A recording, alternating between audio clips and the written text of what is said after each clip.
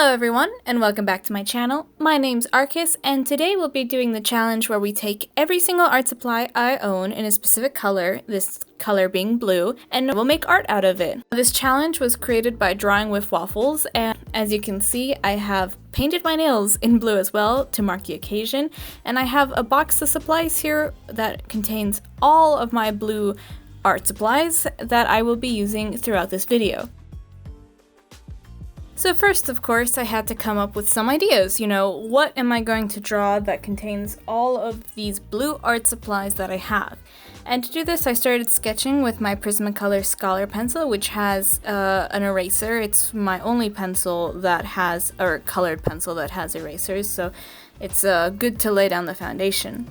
And, I went through a couple ideas. When I think of blue, I think of the words like calm, I think of water, I think of the sky.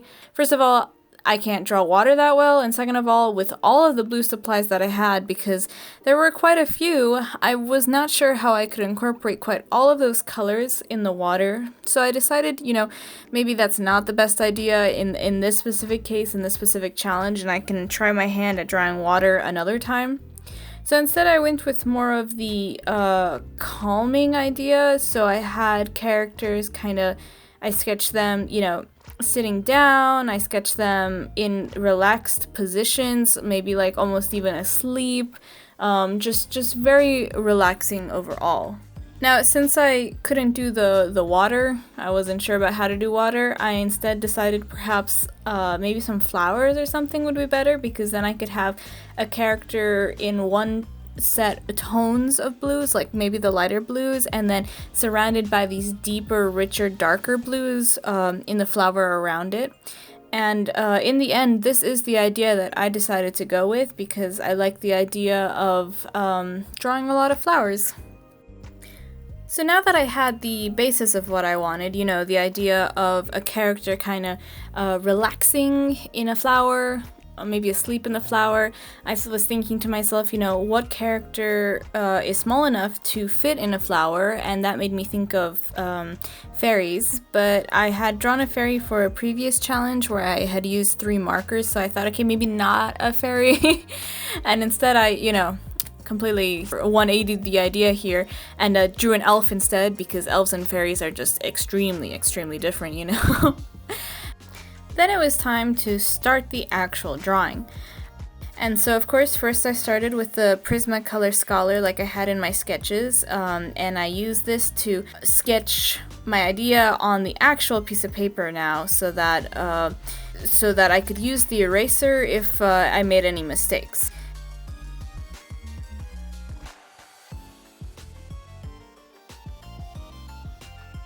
In this sketch, I also included a lot of flowers around it because I was really nervous about my list of supplies. I thought there were quite a few number of supplies there, so the more flowers I had, the more opportunities I had to use more of my blue art supplies. When it came time to color, I started with, at first, my Copic in the color B41, and I used this to shade in her skin. This was done because I wanted her to be pretty icy blue. Any of my greenish, turquoisey blues and the lighter blues, I wanted her to be that, and then the flowers around her to be darker, because I tend to have a lot more darker / mid-tone colors of blue in my marker sets and whatnot, but not so much of the lighter tones, so I thought it would really help her stick out against the background and everything around her. Then I took my 2 rolls of washi tape and I used it to make the metal on her armor clothing, like the metallic part of her clothing. And I have these 2 washi tapes and I just used an X-Acto knife to cut around it. Sometimes, because these washi tapes are so opaque, you can't see the lines underneath them. With other washi tapes, you can. It really depends on how transparent the tape is. And so you kind of have to guess a little bit, and sometimes you cut away too much or too little, but this can be corrected by simply redoing the line art around the washi tape, or maybe coloring up to where you cut away or so. So there's things you can do to kind of take away from the fact that you can't see the lines underneath, so it's not easy to cut away. I really like using washi tape in my illustrations. I found that I enjoy doing mixed media illustrations where I can use more than one type of art medium. And washi tape is definitely one of my favorites. I really, really enjoy using it. After that was done, I was kind of going back and forth about which colors I should use where, but I knew for sure that I had two blue colors that were more green than any of my other blue colors, so I started with my Ohuhu marker in the color 68, and I made that to be the stems of every flower because no matter how blue the flower is, the stem is always going to be rather greenish, so I used that as the base of the stem.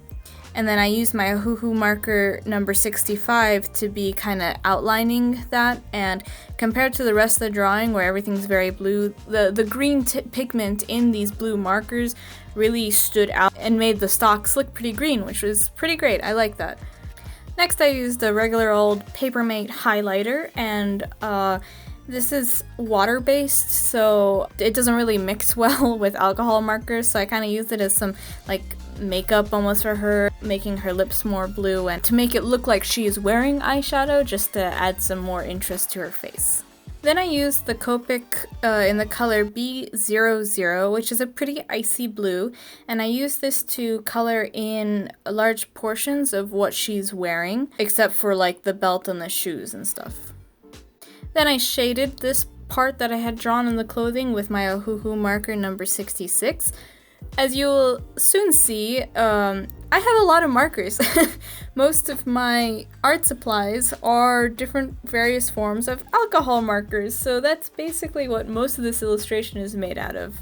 Then I made sure to blend it back in using my B00, and the blending of course worked really well because they are both types of alcohol markers, even if one of them has a brush tip, which is the Copic marker, and the other one doesn't. Blending still works no matter what. Next up, I used my Copic in the color B45 to include some more shading on her skin. I have a lot of pairs of different colors, especially in my Copics, where I'll have like a mid-tone and like a darker tone, and I use them in conjunction all the time, where I would put down a base layer of the lighter tone and then add shadows with the darker tone and then blend it back out with the lighter tone and so on. And this is a technique I used pretty much everywhere I used marker.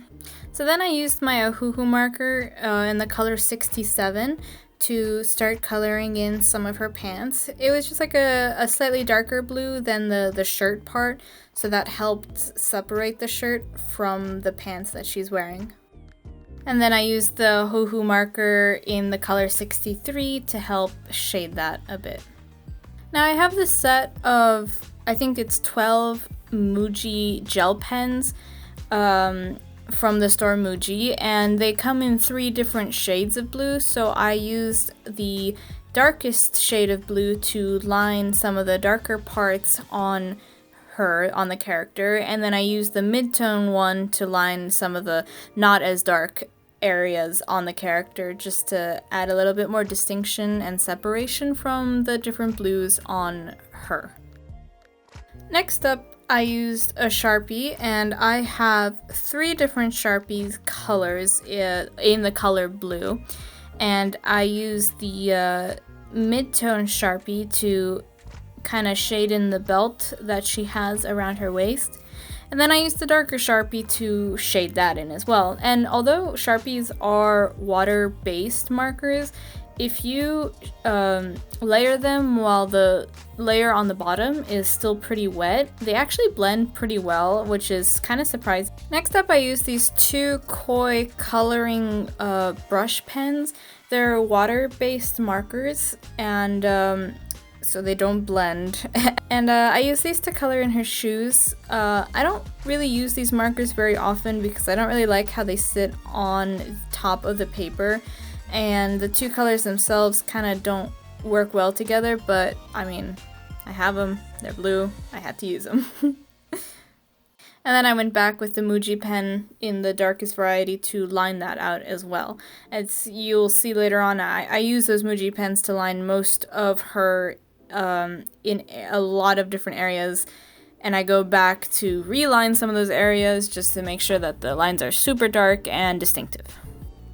So then it was time to get started on the flowers behind her, and I used my Posca pens. So I have a set of about 12 Posca pens with pretty broad tips. I can't do many fine details with them, but I thought that it was gonna be just fine for behind her. There's this darker blue that I started with, and then there was a lighter blue Posca pen as well, which I thought I was gonna be able to use to outline the edges of the petal to add some highlights and all that, and that didn't quite work out as I wanted. It wasn't like blending very well. So these are acrylic paint markers, so you can blend them, especially if you use a brush or so. But I didn't like the effect that it was starting to have. And then on top of all of those misgivings I had with the paint markers, for some reason, it just kind of exploded all over my paper. I store them upright. I don't know why there was so much paint in the tip. And unfortunately, this happened not just once, but twice. Once with the light blue Posca pen, and the second time with the darker blue Posca pen. And I was like, all right, you know what? I'm done with dealing with this. It was gonna ruin my actual drawing. I couldn't like cover it up very well, so I took a brush in the blue variety, of course, and I took the excess paint that was piling up on my paper, and I used it to do the rest of the flower, which actually worked out pretty well because then I was able to have more control than with the broad Posca pen tip on the highlights and whatnot. So I guess in the end it was okay, but it was very, very frustrating in the moment. So while I was waiting for the giant mess of the flower behind her with the Posca pen to dry, I decided to take out my Sakura Koi travel watercolor kit, which has 3 different types of blue, and use that watercolor with the water brush included in the set to paint the background, because I wanted these flowers to be pretty dark, but I wanted the background to be pretty light so that there's areas of places your eyes can rest while you're taking a look around the drawing. So now, with the background dried and the flower directly behind the character dried, I went back with the Posca pen and added in all of the different petals to outline them behind the character, and then it was time to start doing the other flowers. So I still had a lot of blue art supplies left, so I'd started going into a pattern where I would use similar art supplies for different flowers in the background.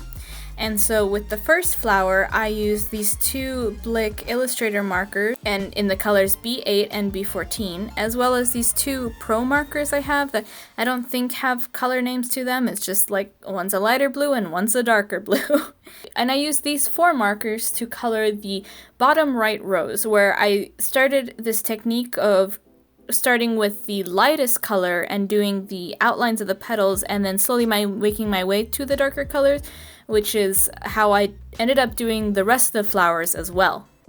Then I used this magic marker, which is basically a Crayola marker, but like really, really off-brand, and I layered this on top of the petal that was behind the character to kind of add a little bit of shadows. Honestly, while it was still wet, you could see it more. When it dried, it kind of went away, especially on the darker blue parts, but it actually did add a little bit of shadow on the lighter blue parts, and so it was pretty interesting to see how the paint and this marker ended up working together in a way I couldn't have foreseen when I started doing this challenge. Next, it was time to take out some quote-unquote artist quality paint. I think it's still a hobbyist quality because it's the Artistloft brand, and I had the colors of blue cobalt and marine blue, and then I have this Reeves, which is also artist quality in the color phthalo blue. And unfortunately, I really don't care for these materials because they're not a great quality. I've had the Reeves acrylics for many years, maybe 8 years or so. So for them, I think the excuse is just that they're old. It just doesn't work as well as it does as it used to. Like when you put it down, it really clumps up. It doesn't want to be very smooth, and I don't think it's an acrylic thing because I have worked with higher quality acrylics before. But the Artistloft, I mean, I've only had those for like a year. I don't think they really have an excuse. I just really don't care to use them. They're super watery almost, and have almost the same problem as the Reeves. I'm not really sure how to describe it. They just kind of, when you put them down, they don't really like to stay down. And it's kind of annoying to work with, and I struggle back and forth constantly of like, should I keep them? Because, you know, part of me doesn't want to throw them away because they still have paint in them, but the other part of me is also like, when will I actually be using these paints? Because, you know, I really don't like using them, and if I wanted to get into acrylic paints, these won't teach me how to use acrylic paints very well because they're just not great acrylic paints, which goes back, you know, to the argument of should you spend money for better artist quality items or start out cheaply?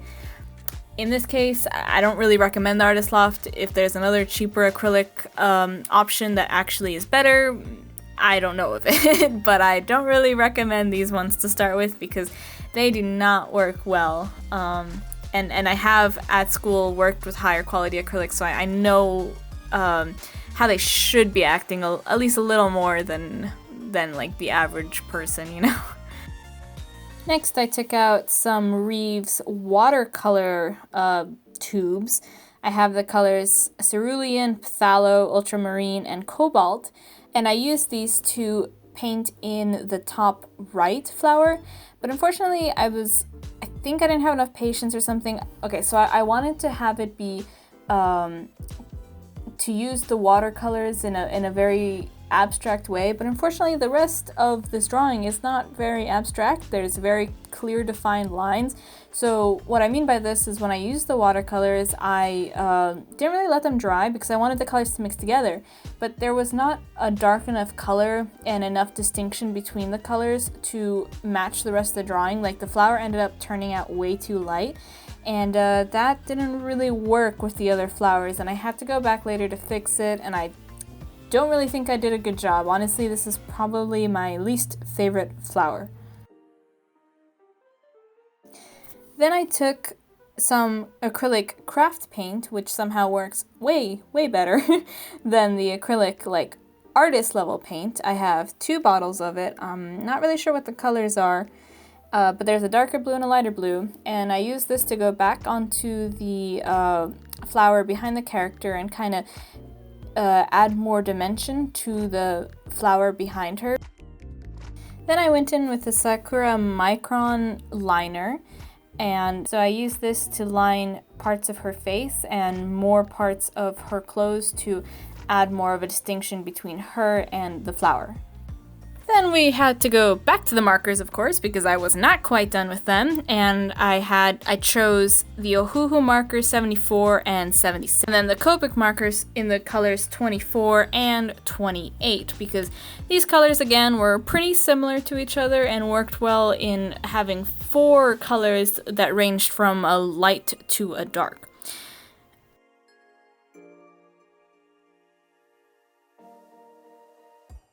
Finally, there was one last flower left and a couple more markers to use, so here we go back to the marker. We started with, again, using a combination of Ohuhu and Copic markers. First of all, the Ohuhu markers that I used were the colors 71 and 69, and then the Copic markers that I used were the colors 97 and 95, to once again kind of have like a step ladder of different values in the same family of like the tone of blue. Now the hair was colored in using the Ohuhu markers in the colors 64 and 70, and with that I was done with my Copics and my Ohuhu markers, finally.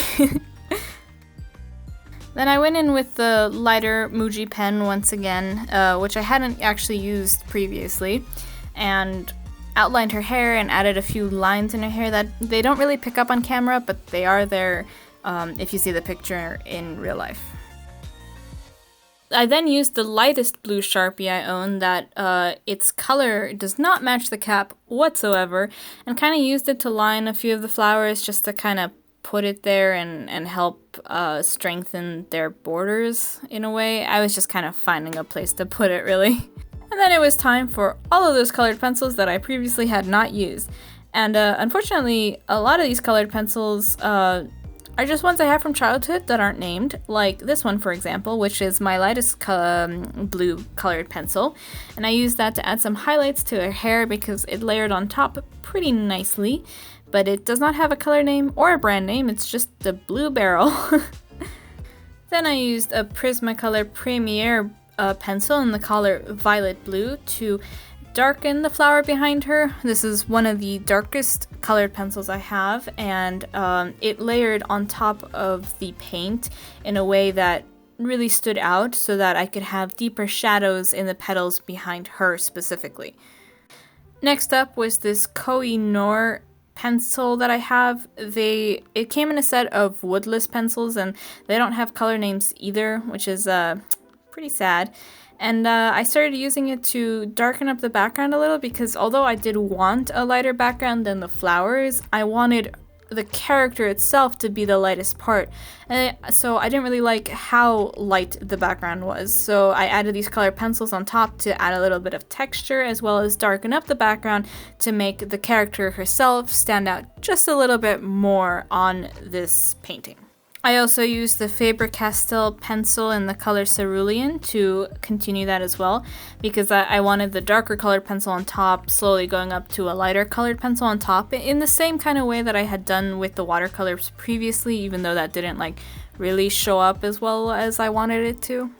Then I used the other Koh-i-noor pencil I have that, again, doesn't have a color name, but it's still kind of dark compared to other colors that I have, and I used it to separate the main flower that she's sitting on a little more from the previous flowers by adding a little bit more shading to them overall, not just between each petals, but just on top of the entire flower to make it look like it's in the background more than in the foreground, which is where I wanted the bigger flower to be. I used two of my lighter colored pencils, which was the Koh-i-noor, the lightest Koh-i-noor blue that was in that set, and a Prismacolor, and a Faber-castell in the color light blue. And I used these two pencils to kind of bring out the shading on that flower in the top right, which I had done with watercolor previously and didn't have a deep enough color to it. So I wanted to build up on it using colored pencils, which they layered on top. That was great, but just not my favorite flower. It didn't turn out how I wanted it to. And then I finally just ended up using some of my final colored pencils, again, kind of just from my childhood. So one's it's called Rose Art, and the other one's like a Crayola. They don't really have names to them, and I once again used it on that specific flower in the top right corner to kind of help build it up a bit and give it more depth. And with that, I was done with this drawing. Now, this is a pretty interesting challenge. It's a lot harder when you actually sit down. When you think about the challenge, it doesn't seem that hard. You're like, oh, there's only so many shades of blue, right? It can't be that hard. But then you actually sit down and try to do it, and you're overwhelmed with how many shades of blue there are. Unfortunately, most of my blues were pretty mid-tony. Not a lot of sets that I have come with pretty light or pretty dark, especially dark blues. So this was definitely kind of a detriment to the final product, as well as the fact that, the markers worked well together, the paints worked well together, the colored pencils worked well on top of markers and whatnot, but when you try to combine all of them together, I don't think I did a very good job, because I ended up doing each flower in a separate medium, and so the piece doesn't really look that cohesive to each other, especially since most of it was markers. So then the two flowers that were just kind of painted on top really stand out in kind of a not great way. So if I were to do this type of challenge again in the future, what I would do differently is kind of try to integrate the different mediums together as a whole throughout the piece so that it looks like it actually belongs there and not just kind of shoved in at the end.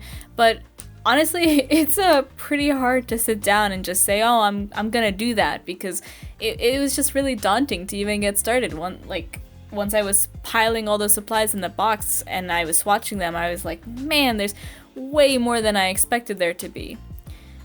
In the end though, I was pretty happy to do it regardless because blue is my favorite color and I like being surrounded by blue things. So it was nice to work pretty much exclusively in blue, even though I felt like I had very little control over the actual colors I could choose.